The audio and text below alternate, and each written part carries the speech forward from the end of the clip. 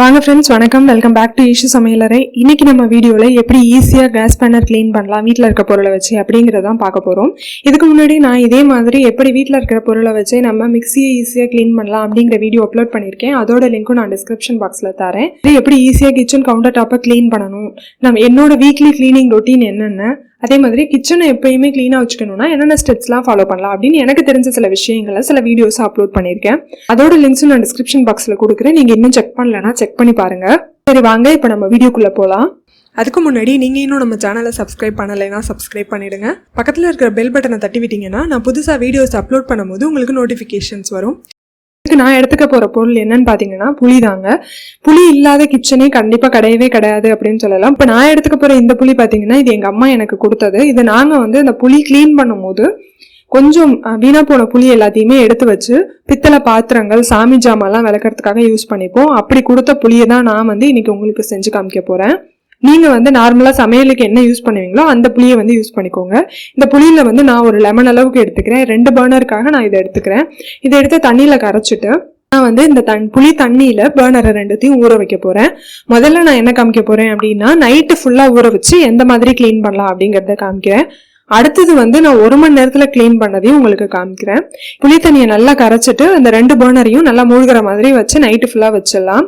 இப்போ மறுநாள் காலையில் எடுத்து பார்த்தோன்னா பாருங்க, நான் எதுவுமே பண்ணல. தண்ணியிலேருந்து எடுத்து பார்க்கும் போதே இந்த மாதிரி இந்த பித்தளை கலர் வந்து நிறைய இடத்துல வந்திருக்கு. அடுப்பு எரியிற இடத்துல மட்டும் அந்த கலர் வந்து இன்னும் மாறலை, அந்த கருப்பு கலராக இருக்கு. பட் அதையுமே நான் கையால் இப்படி தேய்ச்சி எடுக்கும் போதே அந்த கலர் எல்லாமே வர ஆரம்பிக்குது.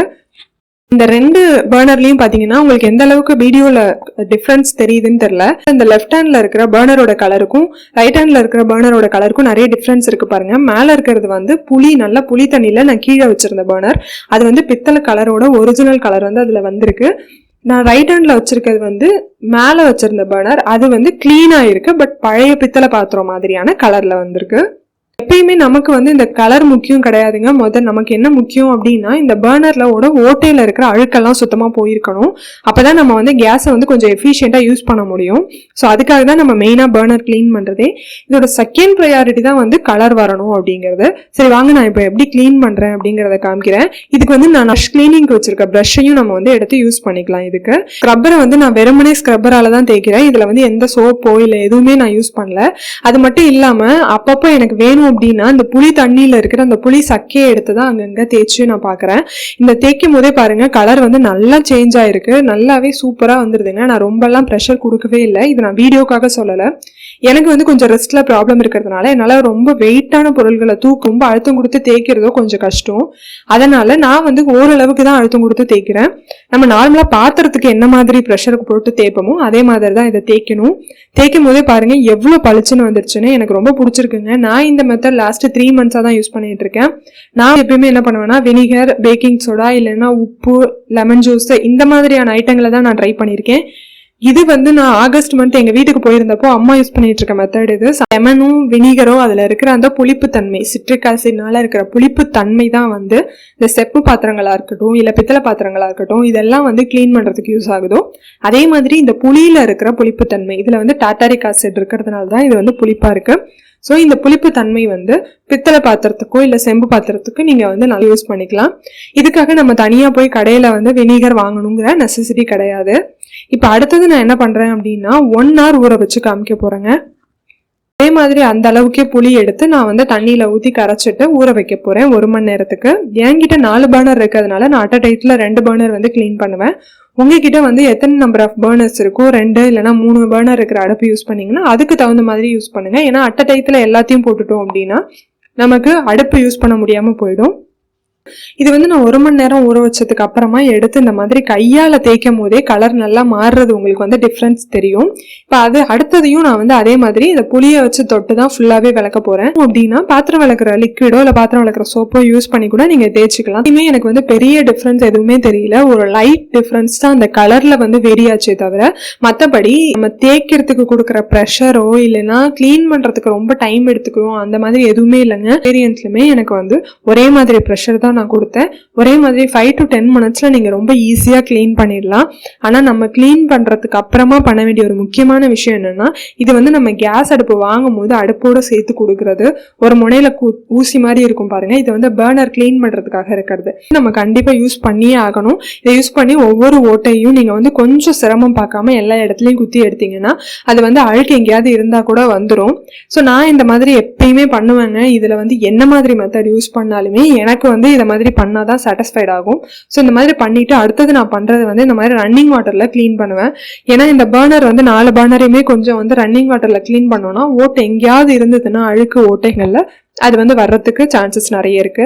இப்போ பாருங்க, நான் வந்து 1 மணி நேரம் ஊற வச்சு தேய்ச்ச பர்னர், இதை தான் நான் உங்களுக்கு பற்ற வச்சு காமிக்கிறேன். இதில் வந்து எனக்கு பெரிய சேஞ்சஸ் எதுவுமே தெரியல.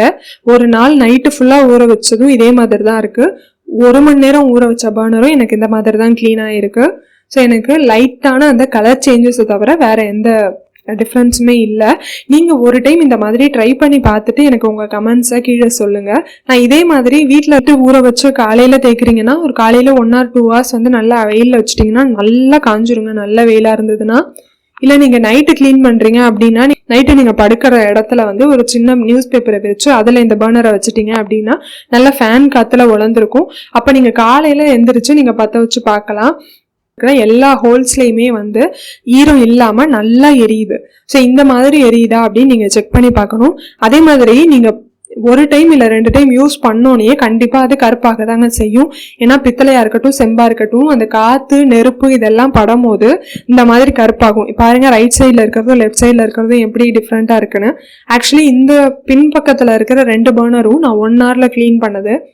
ரைட் சைடில் இருக்க பர்னர் வந்து நான் இப்போது குக்கரில் ரைஸ் வச்சு எடுத்தேன். ஸோ அதோட கலர் ஒரு டைம் நான் யூஸ் பண்ணோன்னே எப்படி வந்திருக்கு பாருங்கள். லெஃப்ட் சைடில் இருக்கிறது நான் இன்னும் யூஸ் பண்ணாமல் இருக்கிறது. ஸோ இந்த கலரில் தான் நீங்கள் க்ளீன் பண்ணோன்னு வரும்.